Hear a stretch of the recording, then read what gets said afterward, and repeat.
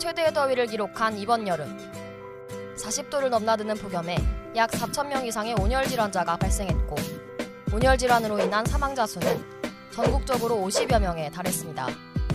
올여름 사상 유례 없는 폭염에 냉방 복지, 에어컨 복지라는 개념이 등장했는데요.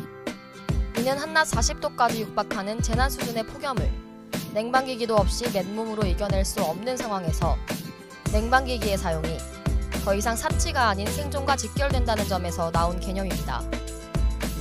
오늘 젊은 시사와이에서는 더위 재난 속 냉방 복지에 대해 알아봅니다. 진행을 맡은 전 아나운서 박채영입니다.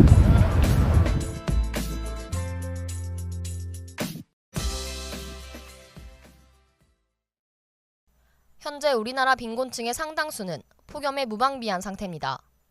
에어컨이 있는 사람들은 전기요금 걱정에 에어컨을 틀기 겁난다며 하소연을 하고, 에어컨을 마련하기 힘든 이들은 생명과 건강을 위협받고 있습니다. 전국 246개의 환경, 소비자, 여성단체 전문 NGO 네트워크인 에너지시민연대가 발표한 2015년 여름철 빈곤층 에너지 주거환경 실태조사에 따르면 조사 대상 중 60%가 폭염으로 인한 대표적인 온열 질환인 어지럼증을 호소했으며 41%가 두통을 앓았다고 답했습니다. 응답자의 14%는 폭염으로 인해 호흡곤란을 앓는 등 위험 수위까지 경험했고, 높은 기온을 견디지 못하고 실신한 경험이 있는 경우도 6%에 달합니다.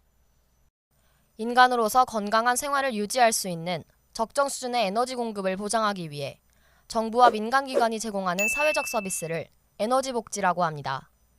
이런 개념은 현대사회에서 의식주의 한 부분으로 생존에 필수적인 에너지가 성별, 지역별, 연령별, 그리고 소득 수준에 따른 차별 없이 적정 수준으로 공급돼야 한다는 헌법상의 기본권에 근거하고 있습니다.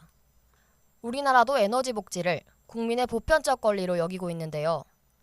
2006년 3월 3일 공포된 에너지 기본법 제4조 제5항에는 국가와 지방자치단체 및 에너지 공급자는 빈곤층 등 모든 국민에 대한 에너지의 보편적 공급에 기여해야 한다고 명시되어 있습니다.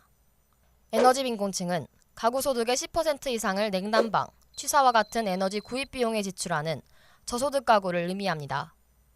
전국적으로 에너지 빈곤층은 약 150만 명에 달하는 것으로 추정되는데요.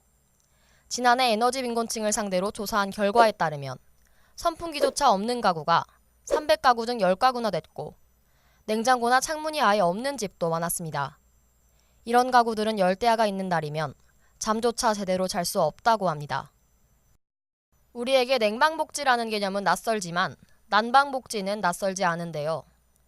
그동안 정부는 복지사업의 일환으로 에너지 취약 가구의 최소한의 난방을 보장하기 위해 전기, 도시가스, 등유, LPG, 연탄 등 난방에너지를 선택적으로 구입할 수 있도록 하는 전자카드 형태의 에너지 바우처 제도를 시행했습니다.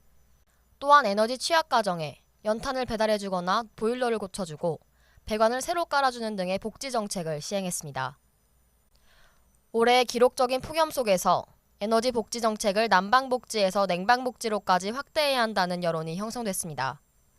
청와대 홈페이지에서도 냉방복지를 확대해달라는 국민들의 청원을 어렵지 않게 볼 수 있었는데요. 겨울철 난방처럼 한여름 적절한 냉방도 국민들이 누려야 할 당연한 권리로 자리 잡게 된 것입니다. 올여름 전국 곳곳에서는 에어컨을 켜자라는 캠페인이 펼쳐졌습니다. 불과 1, 2년 전만 해도 에너지 절약을 구호로 외치며 에어컨 끄기, 전기 코드 뽑기, 형광등 끄기 등을 실천했던 모습과는 대조적인데요. 또한 최근 3년 동안 매년 전국에서는 200만 대가 넘는 에어컨이 팔리고 있다고 합니다. 에너지 사용과 에너지 정책을 바라보는 사람들의 달라진 태도를 엿볼 수 있습니다. 들어는 봤는데 잘 모르겠어요. 이번 여름은 예전에 비해 유난히 더웠잖아요. 전 에어컨 없이 도저히 살 수가 없겠더라고요. 저소득층 분들에게는 더욱 힘든 여름이 되지 않았을까 싶어요. 그래서 저는 냉방복지가 꼭 필요한 것 같습니다. 우리나라 정부는 폭염을 국가 차원의 자연 재난으로 보고 대책을 마련하고 있는데요. 문재인 대통령은 폭염을 상시적인 자연 재난으로 생각하고 근본 대책을 마련할 것이라고 말했습니다. 또한 폭염을 특별 재난에 추가하는 것 외에도 냉방기기 사용을 국민 건강이나 생명과 직결된 기본적 복지로 보아 전기요금 걱정 때문에 냉방기기를 사용하지 못하는 일이 없도록 방안을 강구할 것이라고 밝혔습니다. 냉방복지의 일환으로 정부는 7월과 8월에 한시적으로 전기요금 누진제를 완화하기로 했는데요. 이로 인해 기존 대비 전기요금이 가구당 평균 19.5%가량 줄어들 것이라고 합니다.